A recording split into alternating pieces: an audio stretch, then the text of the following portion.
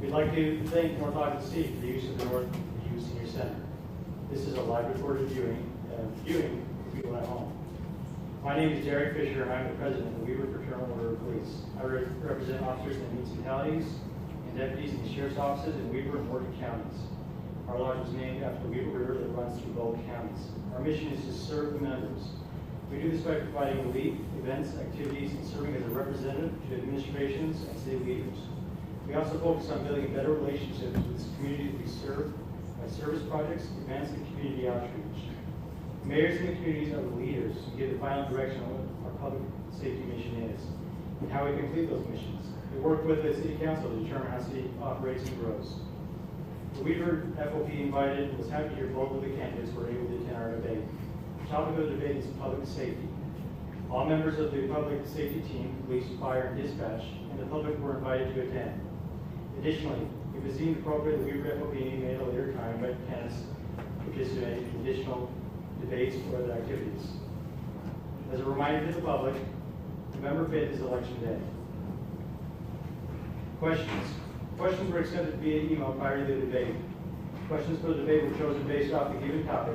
Due to having a limited amount of time, not all questions may be asked in the debate. Towards the end of the debate, we will also have an open microphone for the public to ask questions. Those wishing to ask questions must submit their questions prior to the debate reaching the open microphone portion. Screening allows the questions to appropriately be directed to both candidates. The intent in screening the questions is to ensure that both candidates are able to debate a question and that no one aligned with either party is able to be the other. That location will just be back there. You'll have to write on a piece of paper and do it before we get to the open mic portion.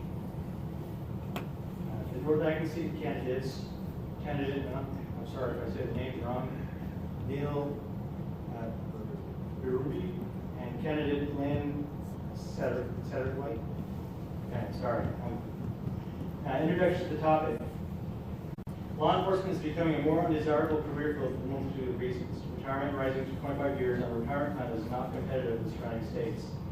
Leading cities placed on offenders and stricter guidelines on enforcement. And for each agency, the lack of value is placed on officers. The moderator for this event will be Legislative Representative Troy Aerosmith. Retired Sergeant Aerosmith is a beloved leader that serves Ogden City with honor. He now serves as the Weber FOP as a Legislative Representative.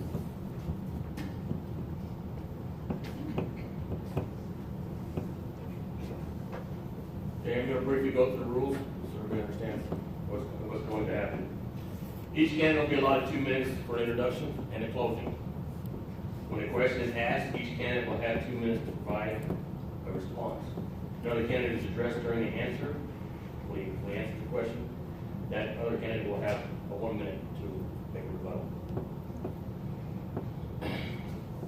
And then, now, outside, we're going to do any kind of follow-up questions.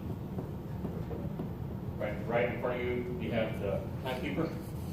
You have one for 1 minute, 30 seconds, and of course, the stop. Let you know that you're on. And I'll try, if you try to go over that, I'll try to be nice about it. You won't shoot us or anything like that.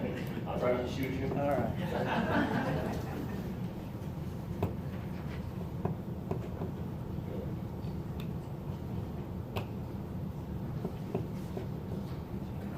Okay, we'll start off with Mr. Satterwhite for the first question. We'll just go back and forth. Some of the back first, and then we'll start with the first question. What motivated you to run for mayor? Is there something you feel needs to be changed in North Ogden? Excuse me, we're going to have an introduction, 2 minutes. Oh, sorry about first. this. Sorry about that. Just thought It's all I'd right. remind you. Well, Mr. Satterwhite, to the Go ahead. Let's do it alphabetically. Alphabetically? All right. Great.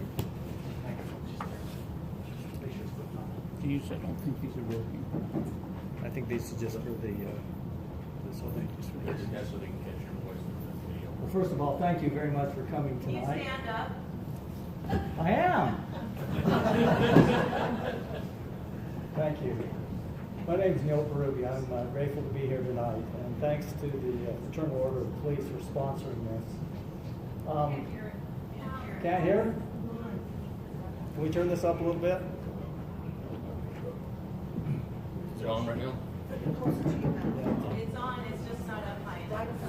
Hey, it's flu season. There you go.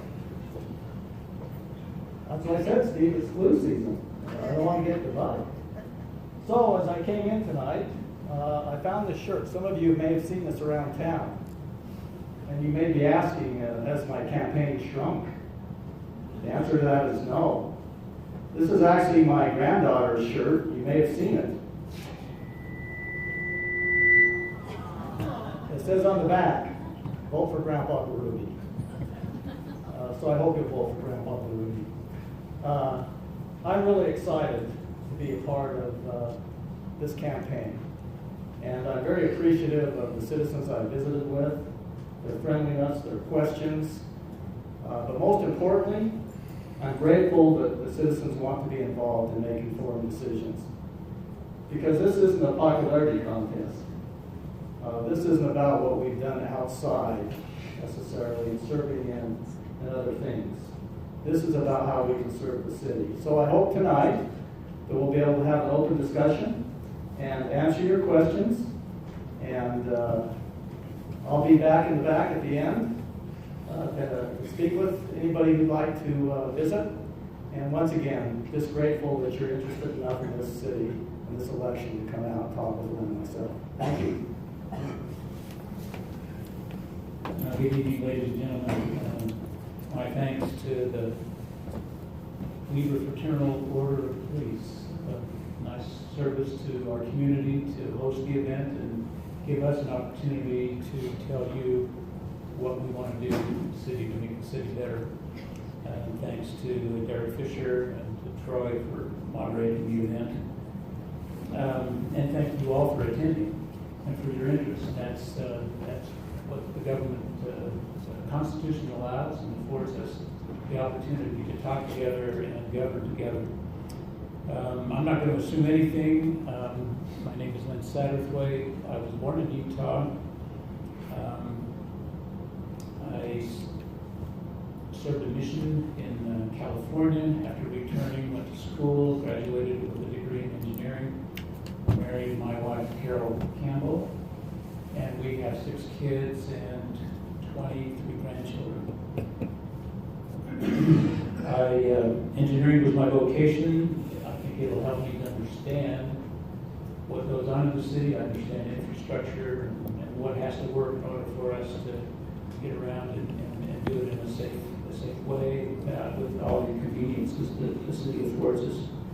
I have extensive experience managing projects and people and budgets, and I have 4 years of service on the city council. And with that service, I think I understand budgets and city operation. So with that, I look forward to being able to share with you my thoughts on questions that have been posed. Thank you.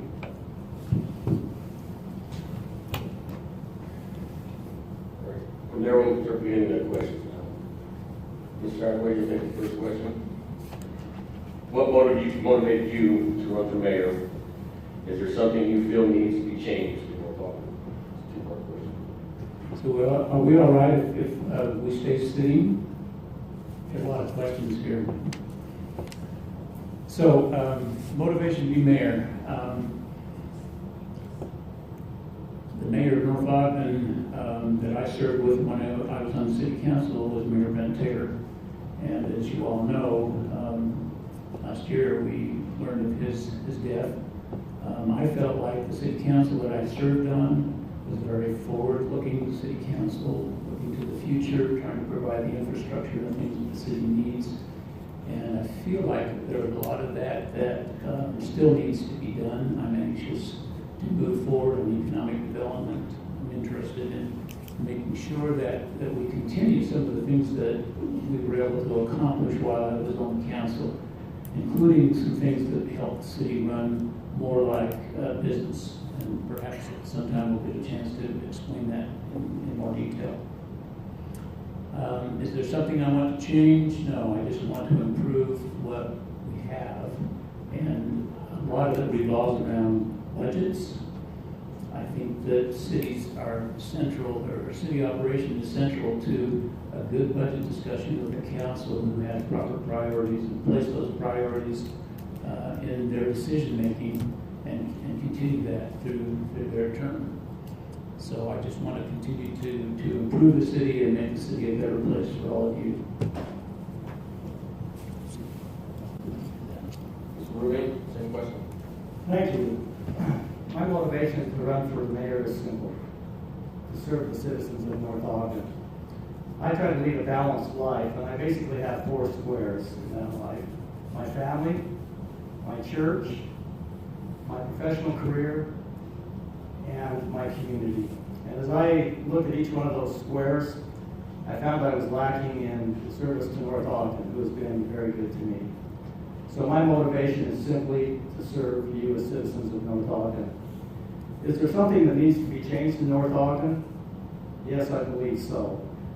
It's the love the city has for high-density rental apartments.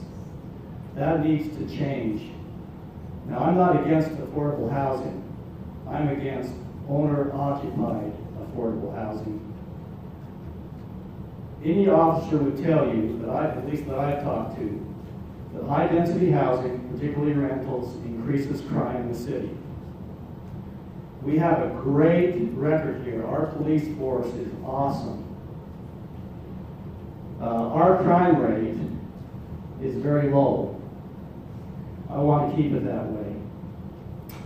And so that's what I see needs to change in North Ogden. I come with a fresh perspective. Like Lynn said, I respect Brent Taylor. I believe his legacy was taking care of the employees in North Ogden. I will do the same. I believe that he was for growth in the city. I am for smart, balanced growth. And so I think we need to look forward, and there are many things that need to be completed, and there are many things that need to be new. Thank you. Okay, Mr. Ruby, you take this one first. Question number 2. What experiences or positions have you held that you feel have helped you prepare you for the mayor's office? Thank you. I've been very blessed in my life, particularly in my business career and other aspects of my life. I've had the opportunity to serve in many leadership capacities, and I like to refer to leading people instead of managing people, because it's people that make the difference. I serve on many nonprofit boards. Intermountain Healthcare is probably one of the recognizable ones. We set aside $12 million to invest in Weber County for social determinants because we found that health and crime and safety has a big bearing on that. I work for a company that is owned by independent business people. Our goal is not to make profit. Our goal is to serve individual, independent-owned businesses. And so I have learned in my profession that you are accountable. There's a fiduciary duty to those you serve. And I believe that has given me great experience. I understand budgeting.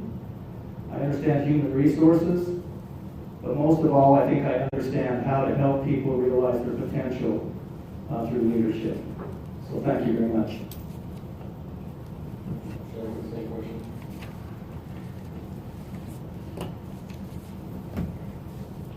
Positions I've held that prepare me to be mayor. Through my work career, I've told you that I'm an engineer by trade.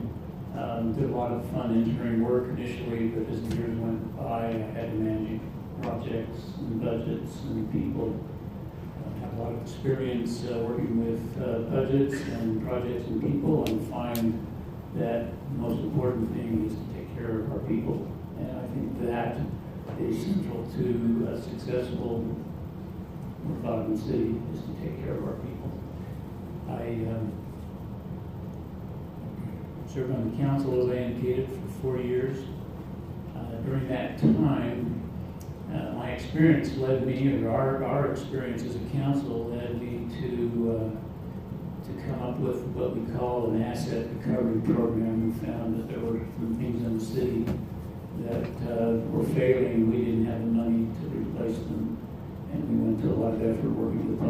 was to identify those items and figure out a way that we could save money so that we wouldn't be surprised when things fail. So I think that that's an important part of helping the city run like a real business. And I have intentions to work in the budget process to continue some things that will help us continue to run more like a real business. Thank you. Mr. Satterthwaite, maybe you go to him first for the third question. Don't I get to answer that question? You already did experience, number 2 went first. I thought we were on question 3, I'm There's a sorry. follow-up opportunity Yeah. for 1 minute, correct? Yeah, that's what I thought. No. No, hold on. Only if there was a question. He was never put in that question. We're on number 3 now. Okay. Okay. Ms. Satterthwaite, can you each candidate speak to how they have been involved in community engagement in recent years? My initial involvement in the city took place more than 8 years ago, where some residents contacted me and they were concerned about public works building that was proposed to be built.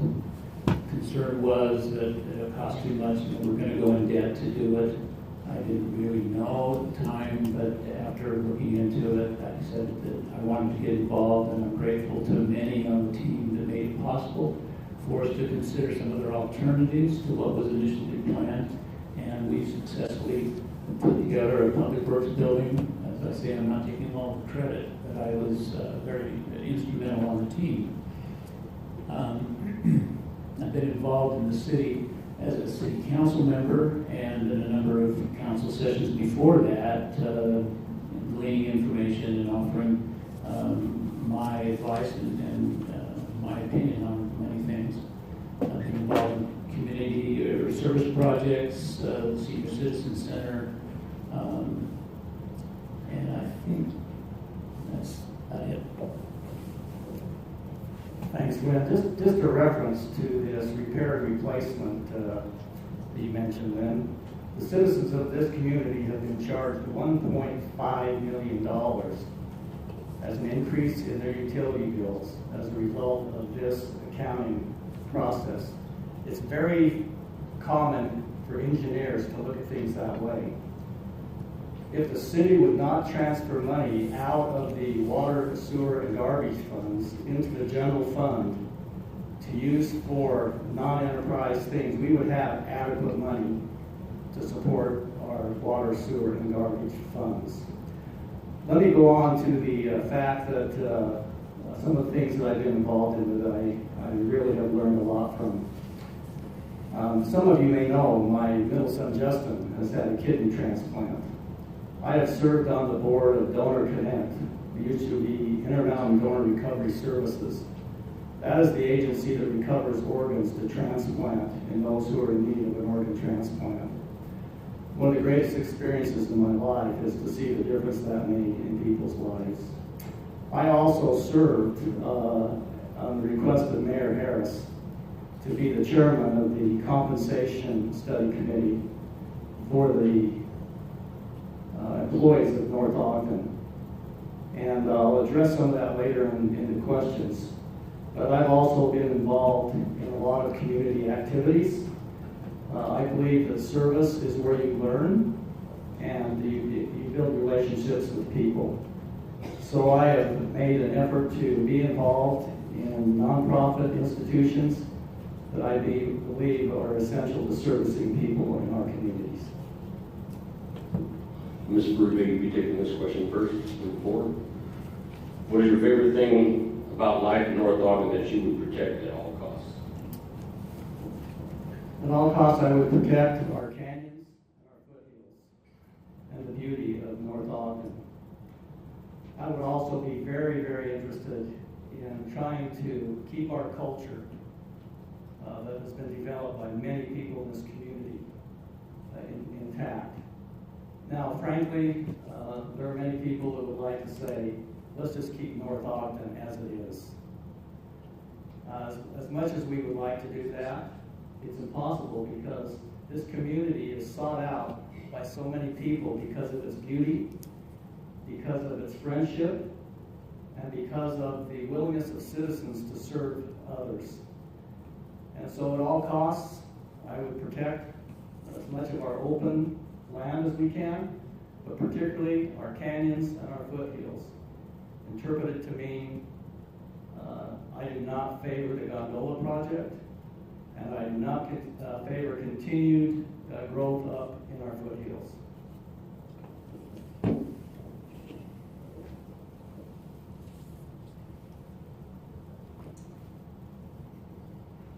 I'd like to protect at all costs good people in North Ogden. That's what North Ogden is made up, and we want to keep it that way. There's an element of patriotism that just really caught me when my wife and I were in Louisiana when Mayor Taylor died. And we saw that flag hanging from the canyon up there, and it just brought me right back to a desire to continue making North Ogden a place that it can be, and I think is, and I want to keep it that way. I think the other thing that we want to protect at all costs is that we're a well-run city.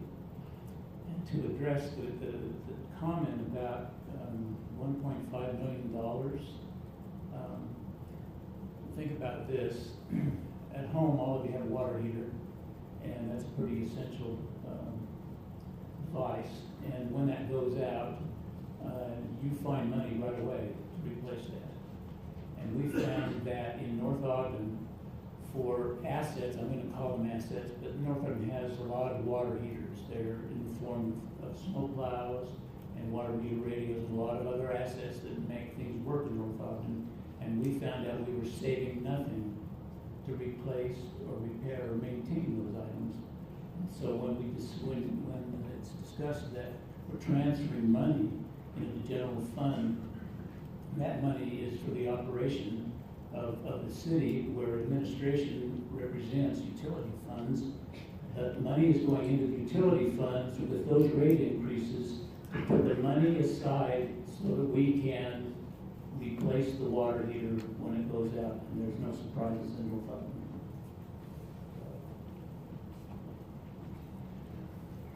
Mr. Secretary, take number 5. You're talking first. What style of leadership does the city need right now?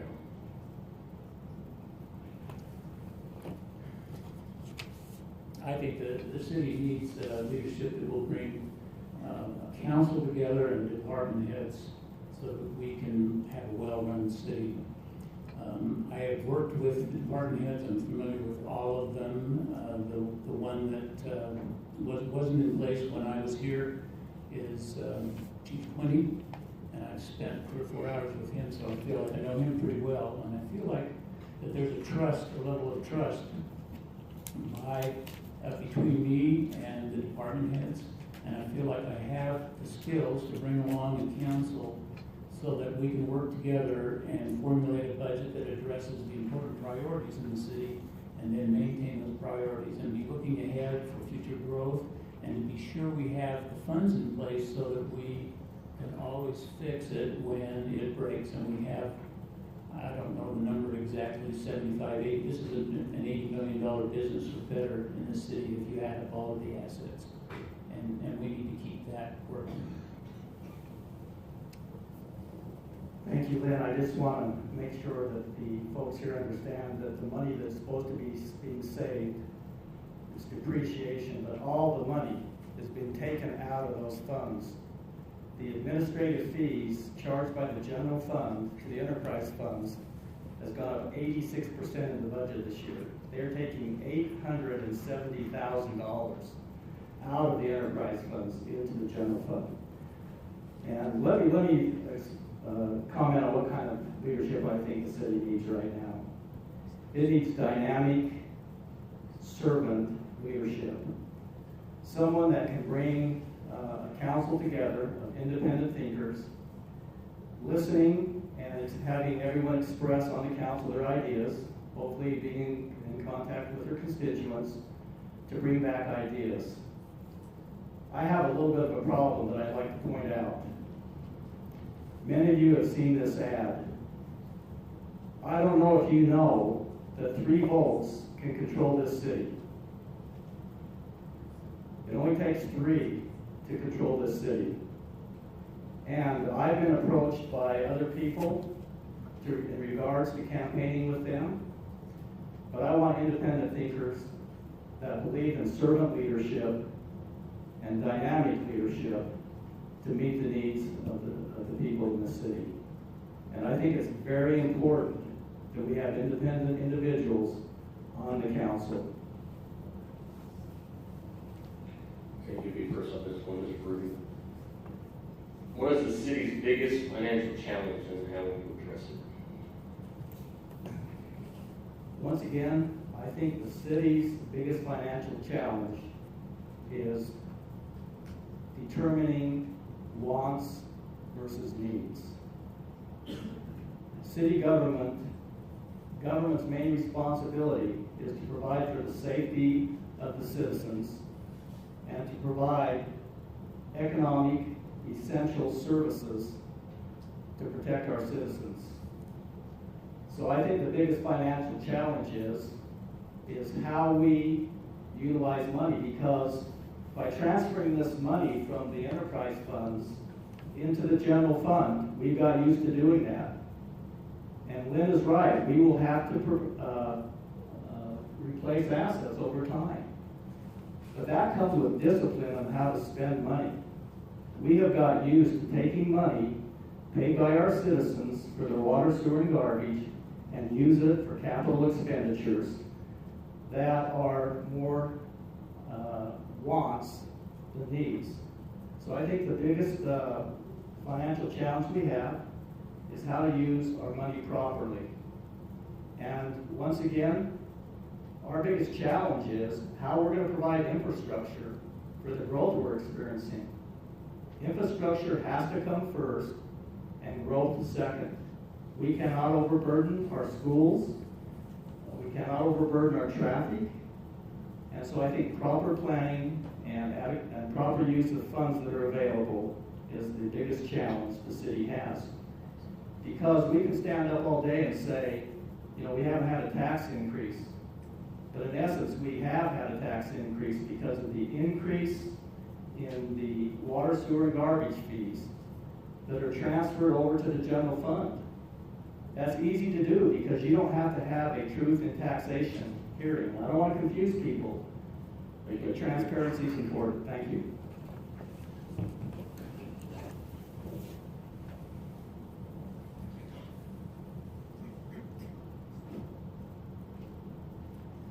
I still maintain that probably the biggest financial challenge is to have the funds and resources to keep the city running like it needs to run. Mr. Brewer continues to talk about this problem with money moving from utility funds into the general fund. And there are monies that do run from those funds because of the administration work that has to be done in the city by the council and by the mayor and finance department and others. I think you'll find, and we can get to the details. I'd be glad to address that. I don't have time now.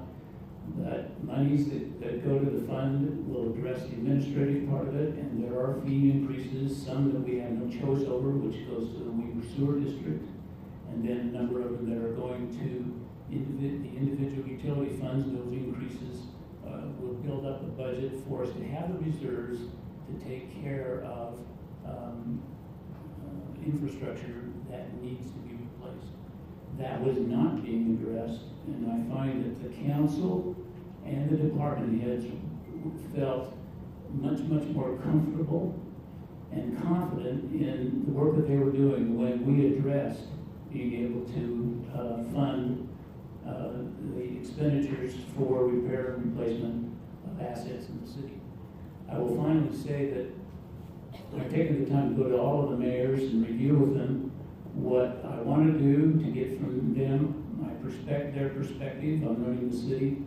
And I have 4 mayors that have endorsed my campaign and are, with their long-term perspective, say we're headed the right direction with what I want to do. I also find that the audit's in place every year, and by Ken Christensen's review, the city is financially sound, and we're running a good ship here. Thank you, Mr. Hathaway, did you want to limit rebuttal? Yeah, I would. You've got his name up in your hands. Yeah. And I agree, there are always administration costs. What I don't understand is how that can go up 85% in a year, $477,000 in 1 year to provide administrative services to the enterprise funds. I just really struggle with that. I don't understand that. And, you know, it's important to collaborate with our surrounding cities here. But you know, sometimes when you make politics the center of your life, you kind of forget fresh and new ideas. And I believe that I have a different perspective. And that's all it is different. I'm not saying it's better or worse. I'm just saying I bring a fresh perspective. And I have worked with many leaders in our communities and in the business world that I operate in. So I am confident that I know how to work together with many other people. Mr. Hathaway, you'll be taking question number 7 first. If you were to receive a $10,000 grant to use for the city, any way you wanted, what would you do with it in life?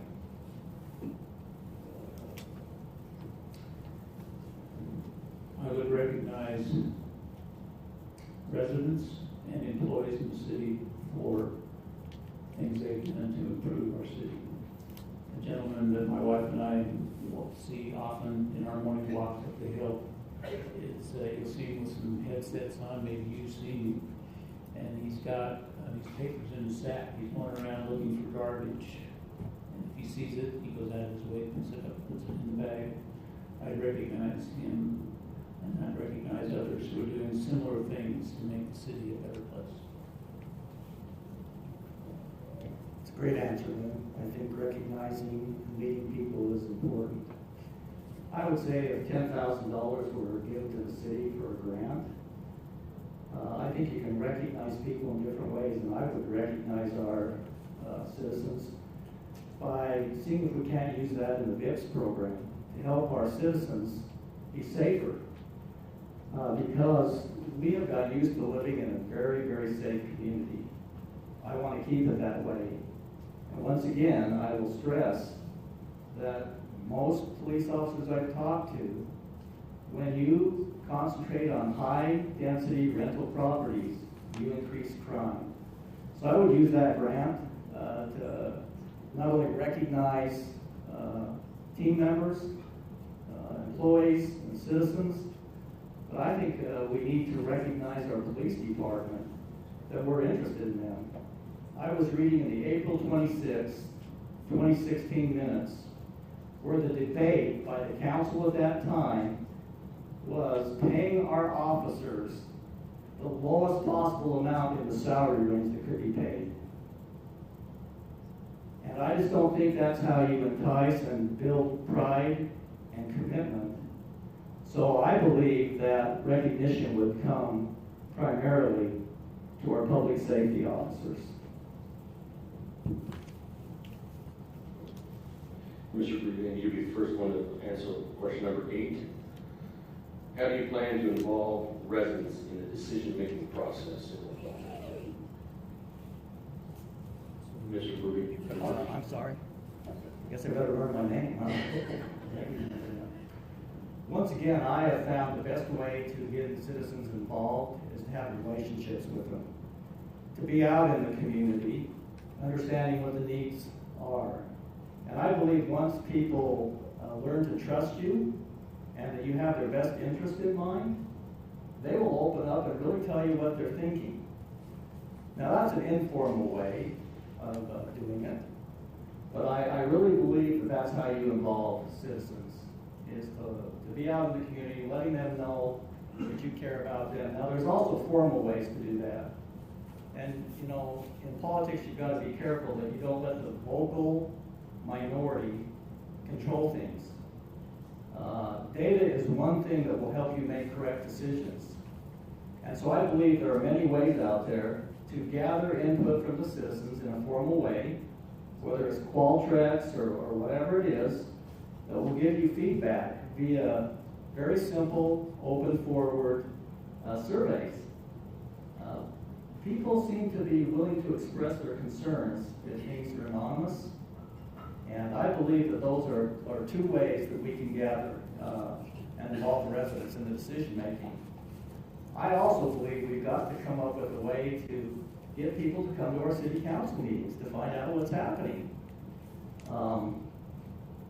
I've attended city council meetings, and it's been very disappointing that the number of people that come and want to be involved in the city. So once again, I think communication, openness, and inviting people to participate will give us the feedback we need to make good decisions in the city.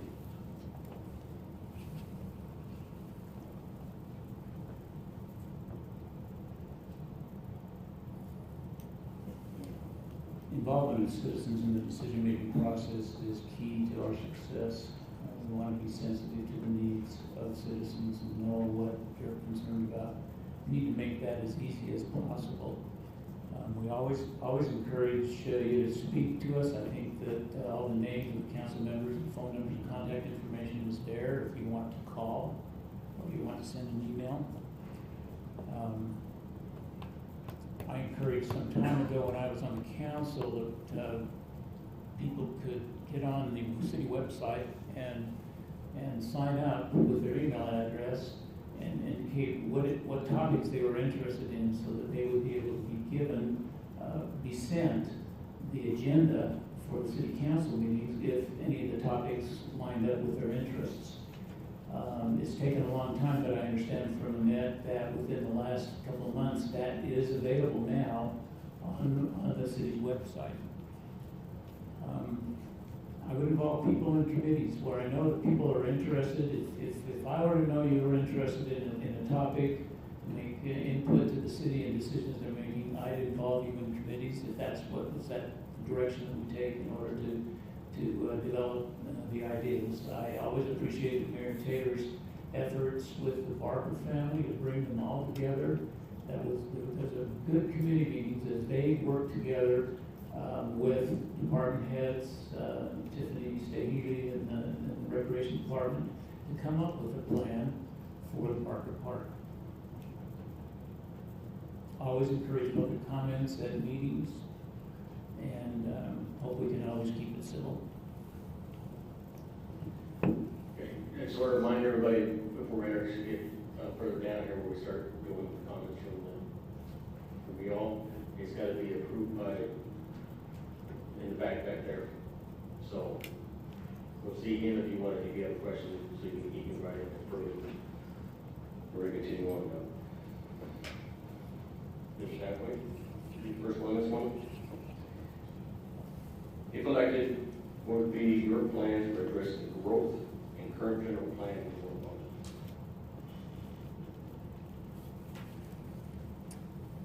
Ogden? Well, we already have a number of plans in place to address growth. A number of studies were done while I was on the city council. We provide information that we still need to act on.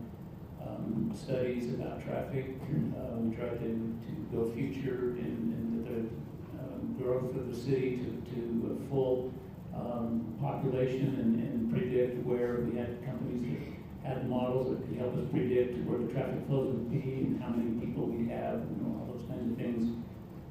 And we need to continue some of those. One of those projects was the widening of Monroe Boulevard.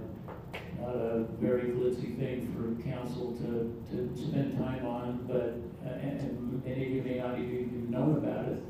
But that's a thoroughfare that's going to make its way from here to Ogden. It'll be a good north-south route, and that has been done. I believe the contract will be let in the first part of the year for the widening of Washington Boulevard, and coming up 2600. All of those are efforts to address the growth of the city.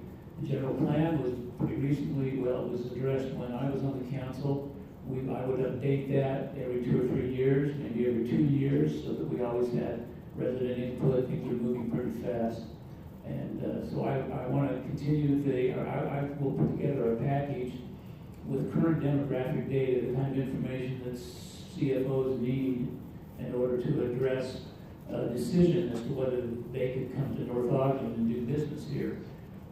We can do that much to encourage businesses to come. Of course, it's still up to property owners to decide to build, and so we'll do everything we can to promote that. Thanks, Lynn. My plan would be basically to look at the master plan of the city. Lynn is right. Back in 2015, that plan was amended when he was on the council. There was a zone, an MPC zone created, which created extreme high density housing. In fact, as I was looking at some minutes, I think it was the April 26, 2016 minutes, there was a discussion going on about revising the plan down there, which seems to be fairly constant. And Mayor Taylor said, now council, are you sure you're okay with increasing the density of this house with amending this project, with amending this plan? There were 32 additional units put into that. So once again, I think infrastructure has to come first. I believe we need to look at the infrastructure and get that in place first, and then we look at growth. So once again, I think it is important to look at the master plan of the city and make sure that that is in conjunction with what the citizens want.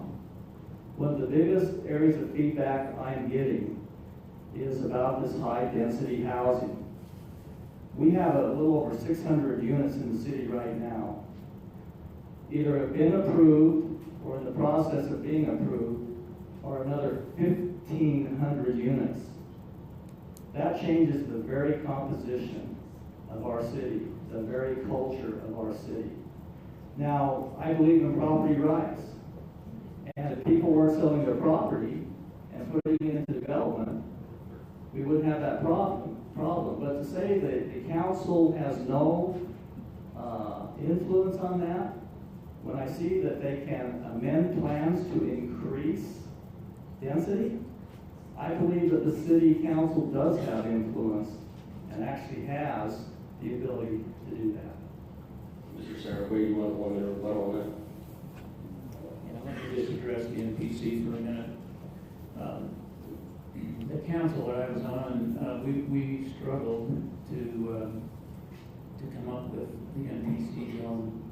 Felt it was a good opportunity to combine commercial on Washington Boulevard and have multi-family housing in the back. I recognize the fact that just any multi-family housing does pose an increase in police calls. That whole, what do they call it, Village of Prominence Point is set up with operating materials, green space, all the kinds of things that would attract people to a higher level of housing, and we think we've done a lot there to minimize the kind of effect it'll have on our police department.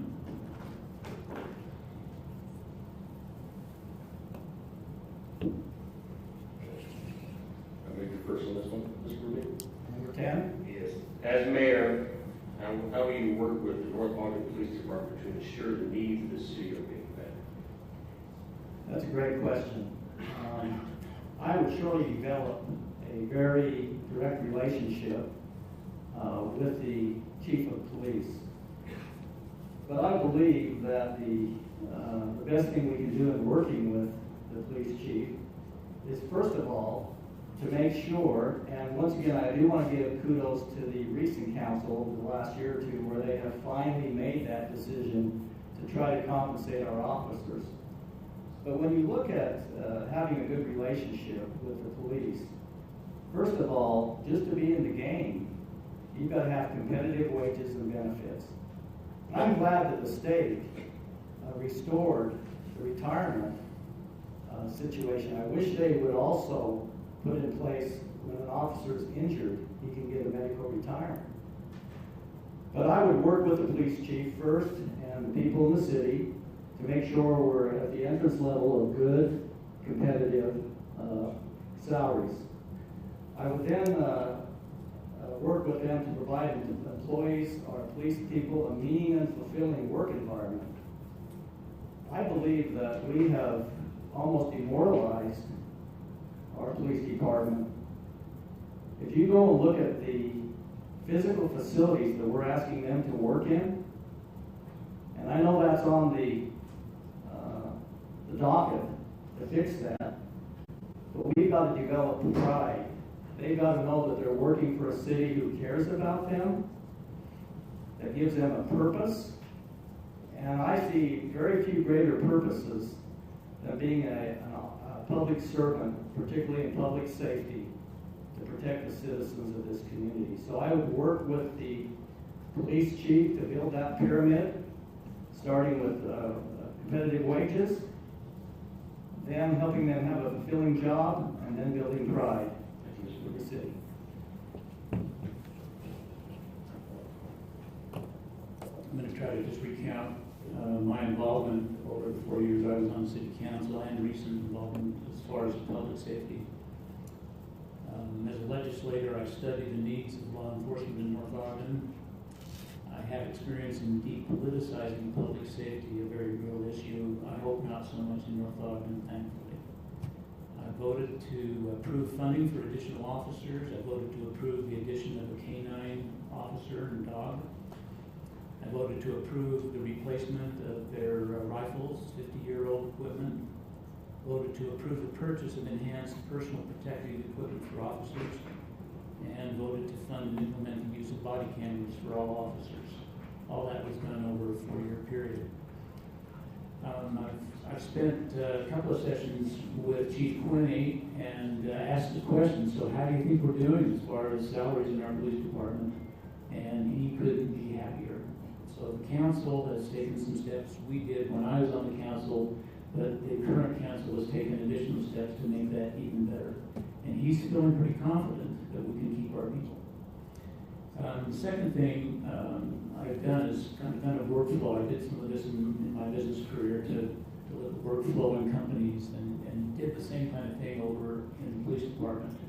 There's about 4 levels of security that are involved there, from the front door where just any of us can go in and get a fingerprint to the other end of the facility where we may have some hardened criminal that needs to be contained, handcuffed to a cement bench, I think is what they have.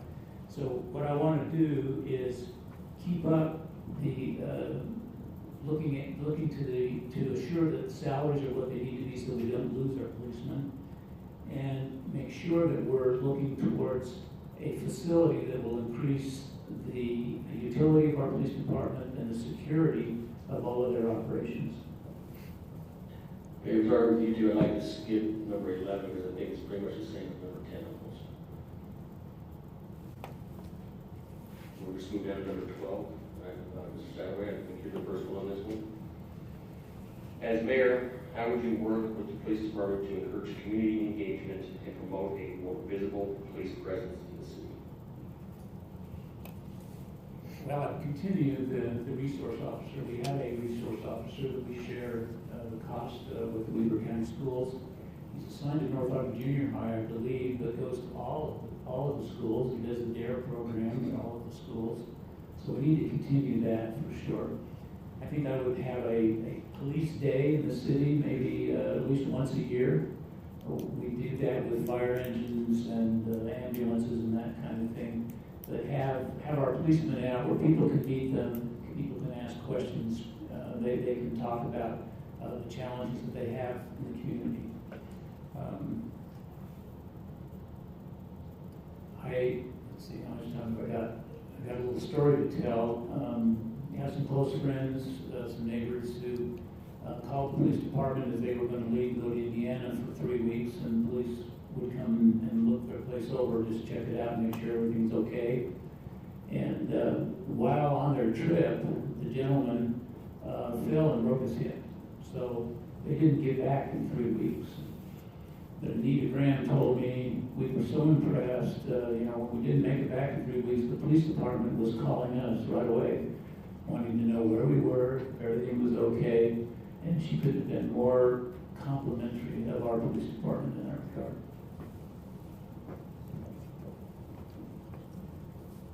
I think one of the ways we can encourage community involvement and I give kudos to Sheriff Arbon.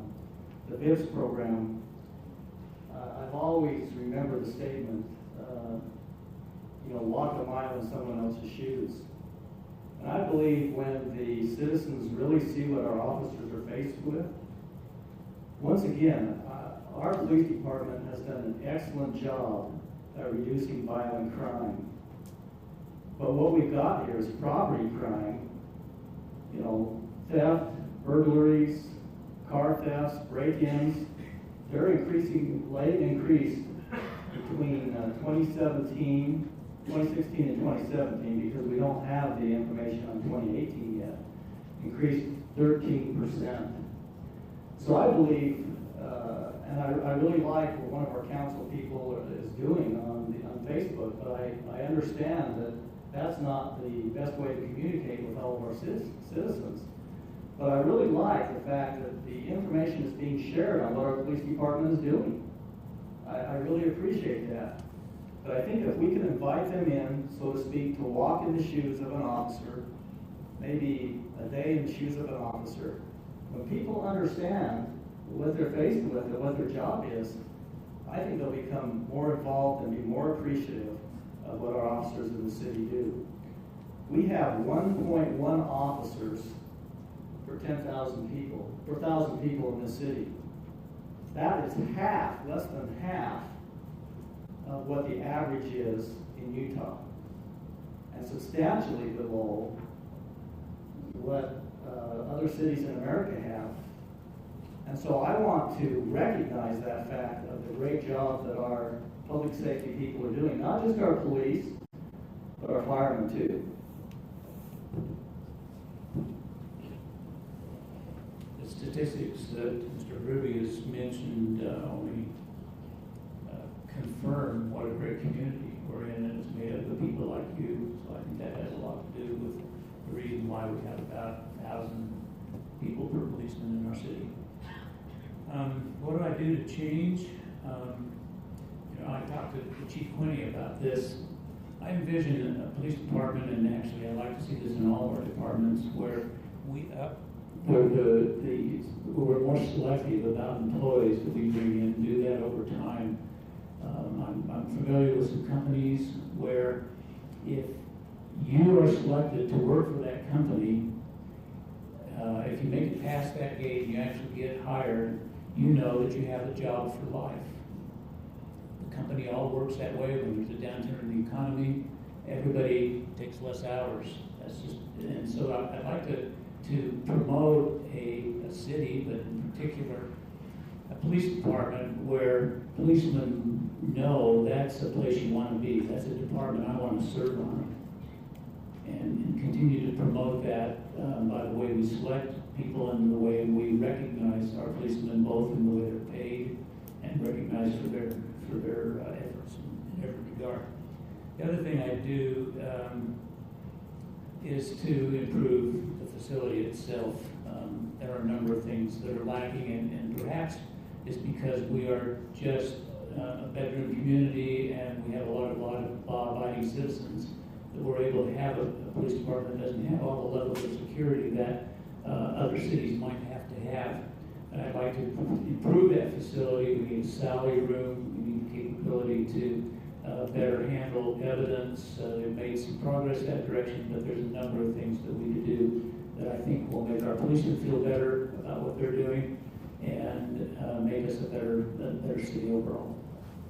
All right, I believe Mr. Chadwick moved on to question 13. I didn't get a chance to ask him, so I'll ask him and you have a chance to answer the question. I know. It's okay. I'm going to ask a question so everybody out here can hear the question and maybe can answer it as well. I'd like to talk again. Okay. You're going to go on number 13. He asked the question, his answer is like, his answer is given, he was down to number 13 on his own. If there's anything you would change about North Ogden City Police Department, what would you like to change, and how would you go about changing it? Well, once again, I think we've got an excellent police department, and Lynn's comment about the citizens contributing to the safety and the type of citizens we have, he's exactly right. My concern is that that's going to change dramatically with the plan we have to bring in all this multi-rental property. And so I believe that we need to be prepared, just like we need to be prepared with infrastructure. I think we need to have our policemen prepared on how they're going to deal with that. And it's going to take some additional training. And once again, I mentioned earlier, I had the great opportunity to serve the city by a compensation study. We identified back in 2013, I believe it was, how underpaid our officers were. And I would refer you, anybody that wants to look at it, the council's debate back then was, let's see if we can bring our police officers to the lowest range in the study. And that was the council's approach. It's in the minutes of the April 26th, 2016 meeting. So what I would change is developing pride. I think we've had significant turnover, and I'm grateful for the council in the last year or so who have made those adjustments. But North Ogden was known as the training ground for officers in other cities. Do you know it costs a lot of money? Probably costs more to retrain a police officer and hire them than to just pay them the wage anyway. So I believe that there needs to be more concentration on that. And it's great that we provide them equipment. They need that. But that doesn't do anything until we make sure that they believe in what they're doing and that they're fairly compensated. And so that was something I think we need to change, more concentration on our public safety and prepare them for the future. Okay, Mr. Ruby, first of this one, you already got the answer from last time. The word was one change. Quickly on that one. You want 1 minute level for? Is that all right? I think that the concern about police salaries is unfounded at this point. I would suggest that you reach out to to Chief Quinney. I've been in his office twice in the last week, and everything I'm hearing is that this current council, has even improved on what we did as what I did as part of the council 6 years ago, 4, 5, and 6 years ago, to increase salaries. He's very comfortable with things as they are right now. I think we just need to make sure that we're looking forward so that we're always aware of what's happening there and make sure that they are properly compensated. We do not want the training ground. It costs $300,000 to get a new police officer when you can consider all that goes on, training and cars and equipment. So we're motivated to do it right and be able to have an environment where we retain our policemen. Mr. Ruby, you need a 1 minute rebuttal on that? Sure, I must be reading the wrong minutes because basically that problem with the police, I believe, has been solved in the last year. But we lost so many good police officers in the interim because we weren't willing to bring them up to market rates in the police department.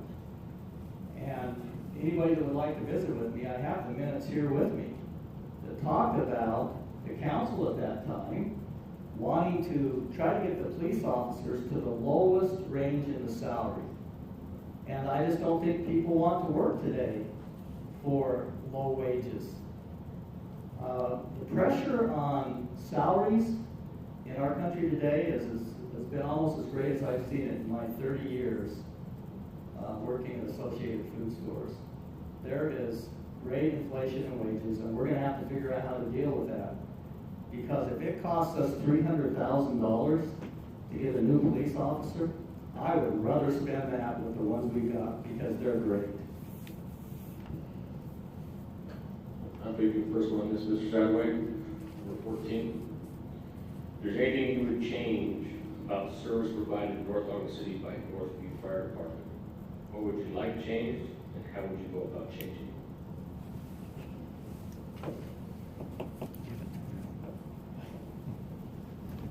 So what I know is that they completed a new station up in the north end of Pleasant View, and they got a new fire truck. I like all that. I don't think I'd change any of it. I've never